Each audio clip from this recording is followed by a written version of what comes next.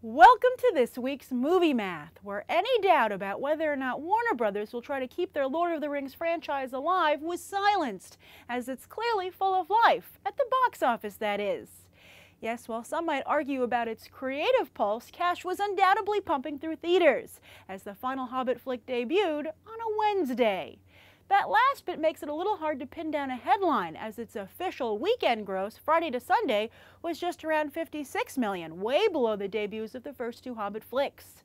But when you factor in Wednesday and Thursday, plus those Tuesday night showings, The Battle of the Five Armies is victorious with around $90 million, the biggest debut yet for the prequel trilogy. The best comparison is really the first 5 days of each picture, where this third entry actually lands smack in the middle, doing better business than Smaug, but not an unexpected journey, which had the added benefit of coming off of the universally beloved original Lord of the Rings trilogy. Still, Warner Brothers is clearly sitting on top of their own mountain of cash and will likely go to Smaug-like lengths to preserve it.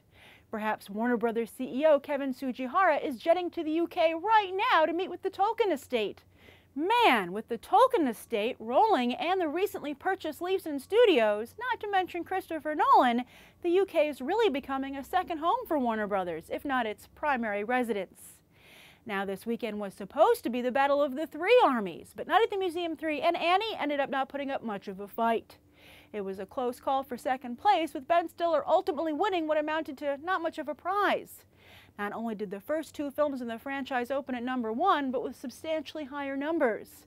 Stiller really needed a strong win here, as he hasn't had a big box office debut since, well, the last Night at the Museum.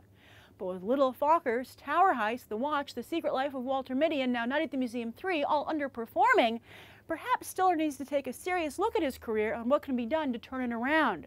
Perhaps go back to TV? Sean Levy also took a huge hit, as his last big hit was also the last Night at the Museum movie.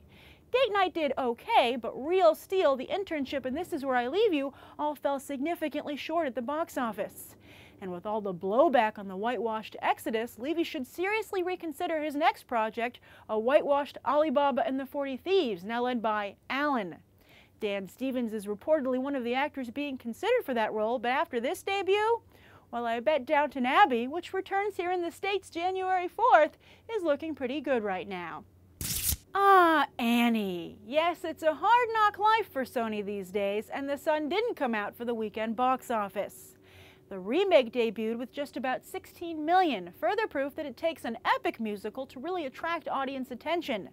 Yes, recent smaller-scale musicals like Annie, Jersey Boys, and Rock of Ages all hit a sour note at the box office, whereas Les Mis hit a C note. And Into the Woods, an equally epic production, is expected to open even bigger than Les Mis on Christmas Day. As for blaming the reimagining of Annie's ethnicity, just remember that the Reimagine the Karate Kid debuted with a spectacular $55 million just a few years ago. Elsewhere in the box office, Exodus Gods and Kings suffered the wrath, or at least apathy, of moviegoers, as it dropped over 60% in its second weekend. Noah also dropped about 60% though in its second weekend, indicating that controversy might earn a flick the #1 spot, but doesn't do much for its long-term prospects. Noah did big business worldwide though, so we'll see if Exodus can survive its own long march across the inhospitable movie landscape. Then, amidst a sea of box office red, with most films suffering drops of around 40% or more, Wild proved its own stamina. The Golden Globe-nominated film expanded by about 1,000 theaters, catapulting it to 6th place from the #10 spot last weekend. And speaking of 10th place, once again a Bollywood film flexed its box office muscle here in the United States, as it took the last spot in the weekend lineup. Hollywood is always quick to highlight the success of Spanish-language films, but never Bollywood films, which find far more frequent success.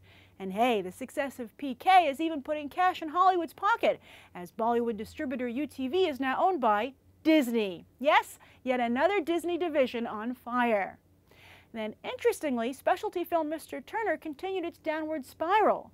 Despite Timothy Spall being named Best Actor at Cannes, the film was entirely snubbed by the Golden Globes, while fellow Cannes winner Julianne Moore was nominated for her winning film, Maps to the Stars. And now Mr. Turner has debuted in 5 theaters with very poor results.